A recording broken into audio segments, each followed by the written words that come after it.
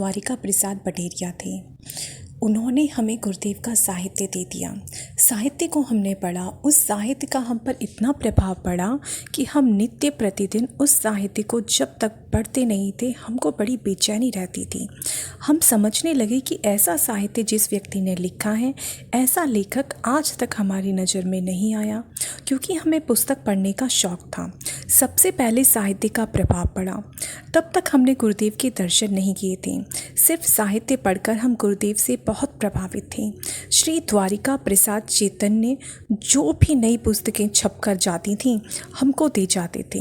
एक दिन उन्होंने कहा कि हमारे गुरुदेव आ रहे हैं, हम पंचकुंडीय यज्ञ भी कर रहे हैं। हमने कहा हमारे लायक कोई सेवा हो तो बतलावें, हमारा भी मन है कि ऐसे महापुरुष के दर्शन करने चाहिए। चैतन्य जी ने एक छोटी पोटली मेरी तरफ करते हुए कहा, इसमें हमारी धर्म पत्नी के जेवर हैं, इनको बेचकर कुछ रुपए मिल जाएंगे और कुछ धन की व्यवस्था आप कर दें तो यज्ञ कार्य में मदद मिल जाएगी। हम उस समय डबरा में मिल उद्योग एसोसिएशन के प्रेसिडेंट थे। हमने उनसे कहा कितना धन चाहिए। उस समय चैतन्य जी ने करीब 20-21 वर्ष के लड़के ही थे। 500 रुपये की मदद कर दें तो हमारा काम चल जाएगा, कुछ प्रयत्न हम करेंगे। हमने कहा 500 रुपये में 5 कुंड का यज्ञ कैसे होगा। खैर हमने 500 रुपये मिल से दिलवा दिए और मिल उद्योग के सेक्रेटरी को बुलाकर चैतन्य जी के साथ मिल वालों के पास भेज दिया। उसी दिन करीब 3100 रुपये मिल वालों के सहयोग से प्राप्त हो गए। जब चैतन्य जी आए तो हमने कहा हमारी सारी समस्या का हल हो गया है। शायद यह सन 1956 की बात है। उस समय बहुत शानदार यज्ञशाला बनी।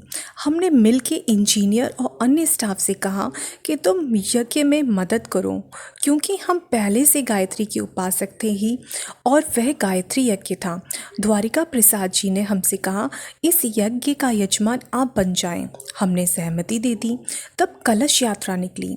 उस समय डबरा में एक सन्यासी आश्रम था। सन्यासी जी के पास हम नित्य प्रति जाते थे। चैतन्य जी से हमने कलश यात्रा की रूपरेखा समझी, क्योंकि उनने हमें भी यात्रा में चलने को कहा था। जल यात्रा बड़ी शानदार निकली। जब सन्यास आश्रम पर यात्रा पहुंच गई तब चैतन्य जी ने हमसे कहा अब आपको 10 स्नान करने हैं। हमने कहा आपकी जैसी व्यवस्था हो वैसा करो।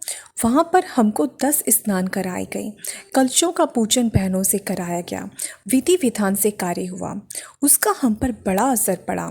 वहाँ से कीर्तन करते हुए निकले तो बड़ा लंबा जुलूस बन गया। यज्ञशाला पर आए, वहाँ कलशों का पूजन करके उनको यज्ञशाला में रखा गया। प्रसाद वितरण हुआ और यज्ञ के कार्यक्रम की रूपरेखा बनाई गई।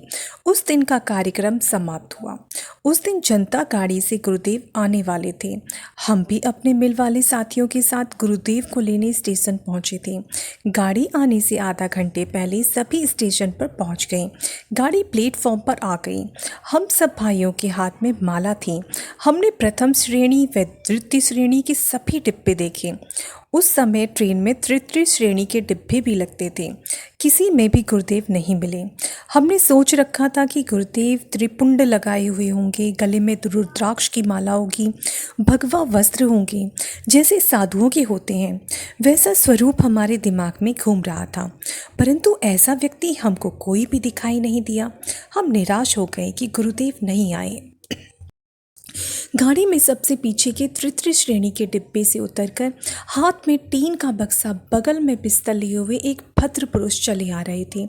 चैतन्य जी दौड़ कर गए, प्रणाम किया और बक्सा तथा बिस्तर उनके हाथ से ले लिया। हम देख रहे थे।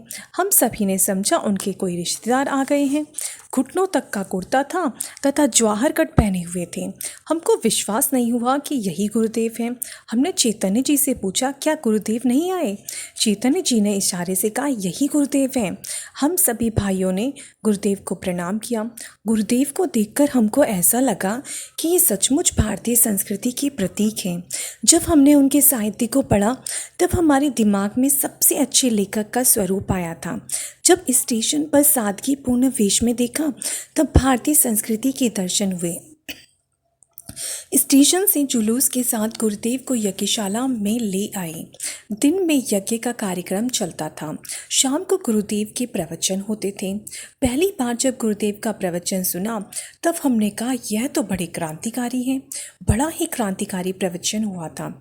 समाज के प्रति बड़े टेस्ट थी। उनका प्रवचन सुनने के बाद हमने उनमें एक बड़े क्रांतिकारी की झलक देखी। व्यक्ति के व्यक्तिगत दोषों तथा समाज में फैली कुरीतियों के प्रति उनके हृदय में बड़ी टेस्ट थी। प्रवचन के बाद गुरुदेव जब मंच से नीचे आए तब चैतन्य जी से कहा कि बेटा, तुमने जो यज्ञ की बड़ी अच्छी व्यवस्था की है और भोजन तथा ठहरने की भी अच्छी व्यवस्था है, तुमको इसके खर्च के लिए बड़ा ही परिश्रम करना पड़ा होगा। द्वारिका प्रसाद चैतन्य जी ने कहा, गुरुदेव, आपके आशीर्वाद से हमको एक दिन में 4-5 लोगों से ही इस खर्च की सारी व्यवस्था बन गई। हम वहीं खड़े थे। चैतन्य जी ने हमारी तरफ इशारा करके कहा, ये पंडित हैं, यह मिल उद्योग एसोसिएशन के प्रेसिडेंट हैं। इनसे हम मिले थे और इन्होंने 4-5 घंटे में 3100 रुपये मिल वालों से फ़ोन करके दिलवा दिए थे। उस समय 3100 रुपये की बड़ी कीमत थी। उसमें अच्छी व्यवस्था हो गई। गुरुदेव ने हमारी तरफ देखा, थोड़ी देर बात भी की थी। हम वापस मिल पर चले गए। सुबह द्वारिका प्रसाद जी को लेकर गुरुदेव हमारे पास मिल पर पैदल पहुँचे। गुरुदेव ने हमको अपने पास बिठाया और बच्चों की पढ़ाई के बारे में पूछा, लड़की की बाबत पूछा। हमने कहा बड़ी लड़की की शादी हो गई है, दोनों छोटे लड़के पढ़ रहे हैं। सबके स्वास्थ्य के बारे में पूछा, जैसे कोई पिता अपने पुत्र से अपने परिवार की सारी बात पूछता है। हमारी माँ हमको 2 वर्ष का छोड़कर स्वर्गवासी हो गई थी। 8-10 वर्ष के थे तब पिताजी का स्वर्गवास हो गया। हम अपने माता पिता की इकलौती संतान थे। हमने अपने जीवन से जुड़ी लगभग सारी घटनाएं उनको बताईं। काफ़ी देर तक बातचीत चलती रही। हमको ऐसा लगा कि गुरुदेव से हमारे पूर्व जन्म के संबंध हैं और हमारे पास हमारे पिताजी आए हैं। धर्म पत्नी को बुलाया, उससे स्वास्थ्य की चर्चा की, सब बात पूछी। हमसे उन्होंने आत्मीयता भरी बातें की। हम पर उनका बड़ा असर पड़ा। यज्ञशाला को जब जाने लगी तब हम भी उनके साथ ही यज्ञशाला तक पैदल आए। यज्ञ प्रारंभ हुआ। पूर्णाहुति के बाद गुरुदेव का प्रवचन हुआ। उसमें उन्होंने एक बुराई छोड़ने और अच्छाई ग्रहण करने का संकल्प लेने को कहा और कहा जो एक बुराई नहीं छोड़ेगा, एक अच्छाई ग्रहण नहीं करेगा, उसको यज्ञ का लाभ नहीं मिलेगा। आप लोगों ने हमको बुलाया है तो दक्षिणा देकर जाना चाहिए। जिनसे यज्ञ नहीं किया है और दक्षिणा देकर जाता है उसको यज्ञ का लाभ अवश्य मिलेगा। गुरुदेव से पूछ ही लिया कि बुराई छुड़ाने तथा अच्छाई ग्रहण करने से यज्ञ से क्या मतलब है। जितने भी यज्ञ हमने देखे हैं वहाँ तो पंडित यज्ञ कराते हैं, मंत्र बोलते हैं, परंतु बुराई कोई नहीं छुड़ाता। आपने तो एक नया तरीका इस यज्ञ में अपनाया है। गुरुदेव ने कहा, बेटा, यज्ञ तो प्रतीक है, कर्मकांड ही सब कुछ नहीं है। यज्ञ तो हमारी डुमडुमी है। हम लोगों को कहा करते हैं कि अपनी बुराई छोड़ना तथा अच्छाई ग्रहण करना ही यज्ञ का उद्देश्य है। जो खाली मंत्र बोलकर प्रवचन देकर यज्ञ करते हैं वे भ्रम में डालते हैं और अपना अहम पूरा करते हैं। इसका हम पर बहुत असर पड़ा। गुरुदेव की विदाई का समय आया। गुरुदेव ने कहा, बेटा, पत्र व्यवहार हमसे करते रहना तथा इधर हमारे विचारों को फैलाना। द्वारिका प्रसाद अभी बच्चा है, इसकी मदद करते रहना। हमने कहा, गुरुदेव, जितना समय हमारे पास होगा उतना समय प्रचार में अवश्य लगाएंगे। गुरुदेव के पत्र हमारे पास इस कार्यक्रम के बाद आने लगे थे। इन पत्रों को हमने अभी हाल ही में पत्र पाठ्य नामक पुस्तक में छापा है। हम भी गुरुदेव के पास पत्र लिखते रहते थे। अब हमारा मन गायत्री परिवार की ओर आकर्षित हो गया था। हम उनके सभी कार्यक्रमों में भाग लेने लगे थे। धीरे धीरे हमने कर्मकांड करना भी सीख लिया। घर घर यज्ञ भी कराने जाने लगे।